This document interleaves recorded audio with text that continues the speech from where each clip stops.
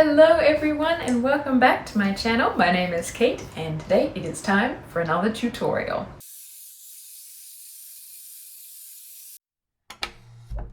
Today we're going to be doing a 1920s hair tutorial, how I get my look, especially if you have long hair, because my hair is about down to here I would say. So in order to achieve that short look, I will be doing some special techniques, which are not my own. Other people do them as well, but is a great way to get that very short bob look that you're going for. Now, this is only just one look that you can do. There are many other 1920s looks, but this is the one that I'm going to be going with. I'll throw some reference pictures up just to give you a general idea. Mine are not going to look exactly the same because I'm not going to have such a tight curl pattern, but I will be replicating as best as I can, as well as finishing with a little bit of a makeup look to really give it that 1920s feel.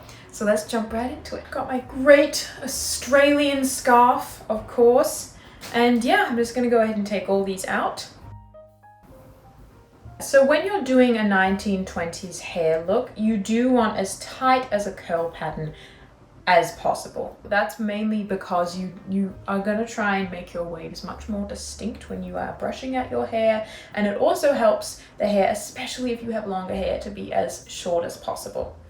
It's funny because 1920s fashion and style is not something that I wear every day. I tend to go for more of a 1940s, sometimes 1930s inspired look, but I don't know, I love the look of it, so I really should start doing more. I think I do get a little overwhelmed by the hair because I feel like if I was to make it as easy as possible for myself, I would cut my hair shorter. But you know, I'm going to show you today how we can make it work with long hair, and also to prove myself that I can make it work on long hair too, so I don't need to be scared.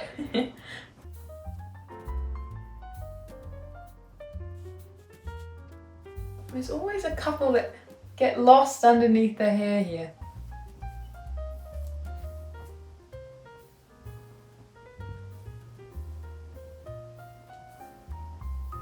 Now that it is all out, I'm just gonna go run my fingers through it and really break up all the curls here.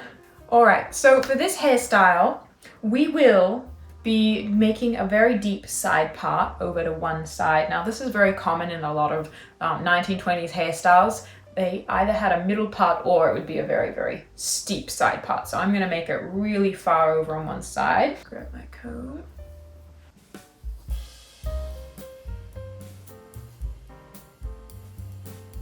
Okay, this is going to be our side part, and as you can see, it is really quite far over, but that is okay. That is going to help achieve our look for today. And now I'm just going to be going through and giving it a very basic brush out. As I'm going through my hair, especially up at the front, I do want to pay attention to where the curls are falling and what kind of pattern is starting to come together here.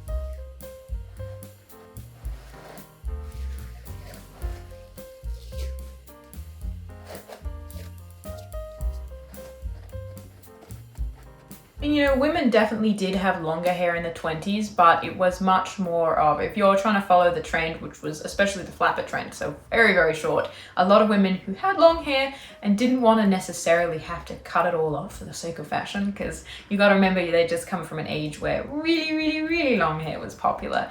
And so that transition was very extreme and very sudden, which is partly why it became so popular, because it was this sudden trend that just completely took off.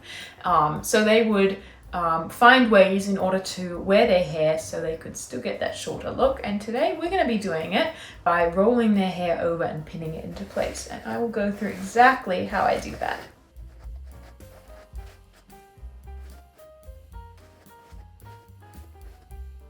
So now I've just given it a very basic brush out. Obviously the curls at the ends, as you can see, are not combined, but that doesn't necessarily matter because what I'm paying attention to now is seeing where my curls go. So do you see how the hair moves forward and then we're gonna try and make it come back again? You see that? You're gonna capitalize upon that. We're going to accentuate that. Now I'm just going to hold it in place with bobby pins. If you're actually probably doing this more correctly, you would have long duckbill clips that you could clip into place to really hold the hair in place. But you know, I'm working with what I got here.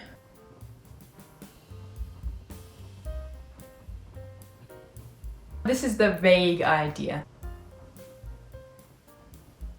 So again, the curl is coming back. So I'm gonna go back with the curl. And then we have the curl coming forward.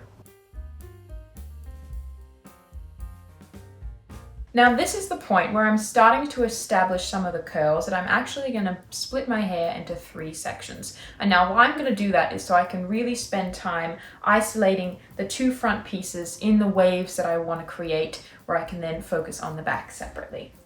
So I'm going to divide my hair behind the ear. So right about there. I'm looking frizzy today. I look like a poodle. Wow, the resemblance is really there. Moving on. Because the curls are not combined, they're not really giving me a suggestion of where they want to go. So I'm just going to continue brushing them out until I get a sense of that.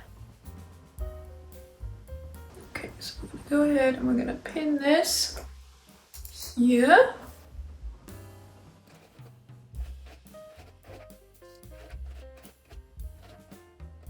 You seeing what I'm seeing?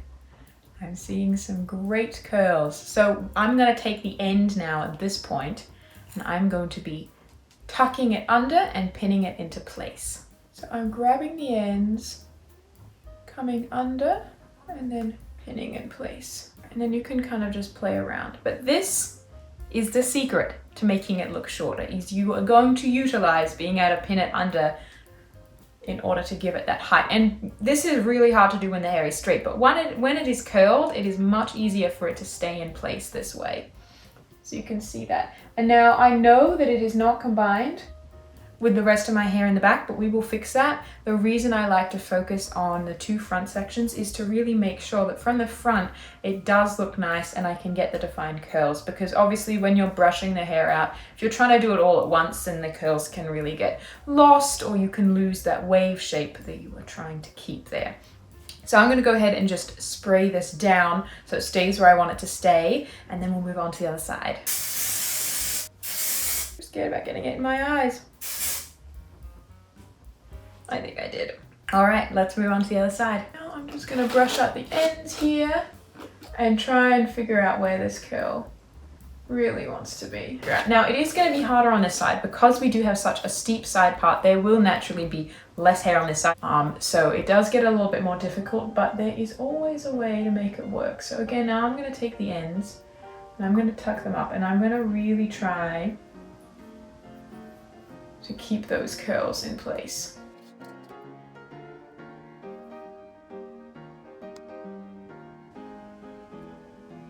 And then I'm kind of adjusting, so if I see that there's a little piece that needs to come up with the rest, I will just pin that back. And what's great about having the other hair in the back is then you can really try and tie in all those front and the side pieces together.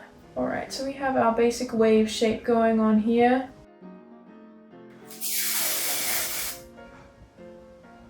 Stay. But look how short and cute it looks.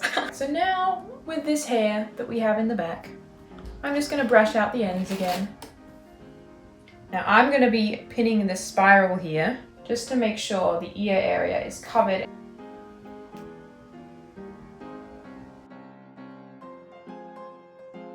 I think that is the best that we're going to get with this. Let's move on to the back. Now, depending on how frizzy your hair is, you may need to brush it out more, but I'm just going to go ahead and brush out the ends until they are all combined. So now the ends are brushed out, I'm just going to be going ahead and rolling the hair underneath until it reaches my scalp, and then I will be pinning the underneath of that roll to my head so it stays secure and then it mimics the short length that I'm trying to go for. And as I'm working, I'm pinning away, just making sure that the 3 sections that I originally divided off are all combined so it gives a full look of being short bob instead of 3 sections of hair, because we don't want anyone to know the secret of what we've been doing. And that's the back. How cute!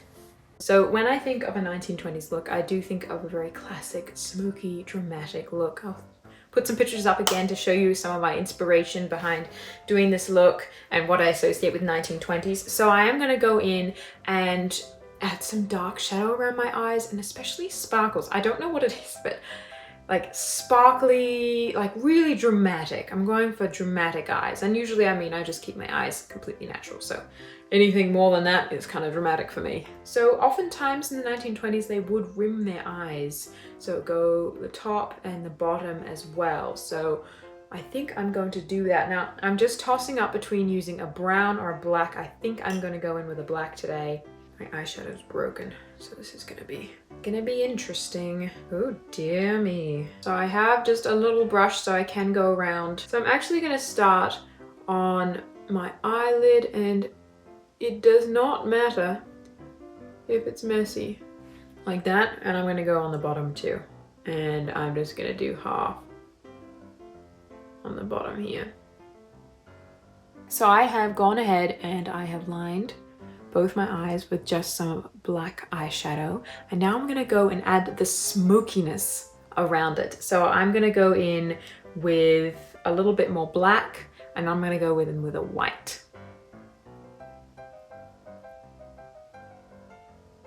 And also adding some white into my inner corner, just right up above here. So yes, it does have a touch of raccoon eyes, but it is very dramatic, as you can see. Very rounded, and now I'm gonna add my glitter. So I just used mica powder that I ordered from some apothecary. I know it's random, but I really like how bright it is, and that's gonna really help accentuate where my eye is also dark too. And fun fact, mica is actually the pure form that they use in a lot of eyeshadows to get the glitter. So this is super messy, and I do have a couple colors. Ooh.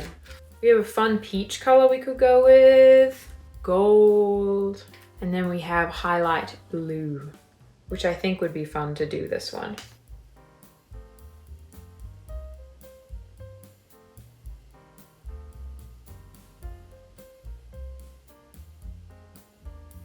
So now that I have the eyes done, I'm gonna go ahead and do the lips, and I'm also gonna be doing a very classic 1920s lip shape, which is those very small lips.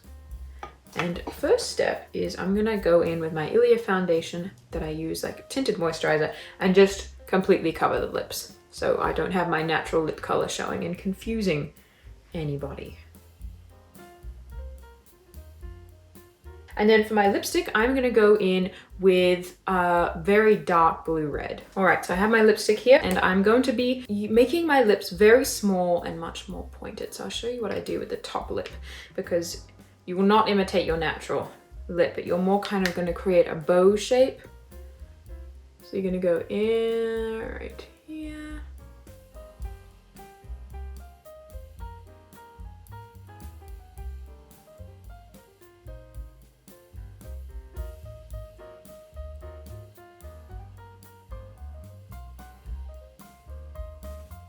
So that's the top lip shape. As you can see, it's very drastically much smaller, and then I'm going to imitate that very small mouth shape on the bottom too.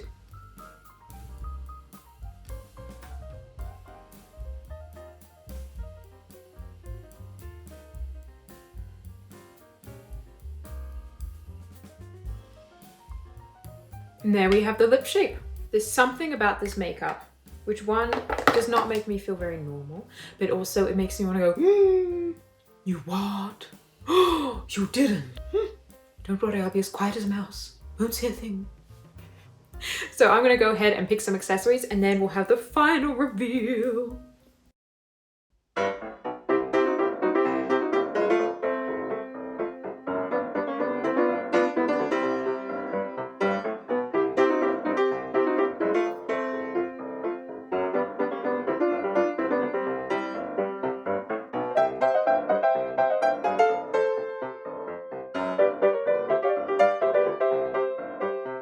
I feel like such a gossip in this look. Don't tell me.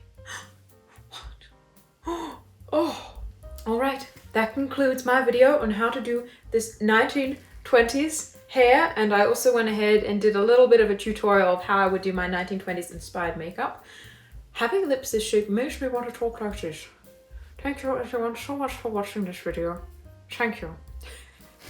Anyways, I hope this was helpful and that you really enjoyed watching this. If you do want to see any other decades, let me know in the comments down below because I really like doing this series. If you did want to find me in other places, I am on Instagram at just Kate Confetti Girl, and I post more vintage and art content there. It's a really lovely community, so if you want to come on over, you're always welcome.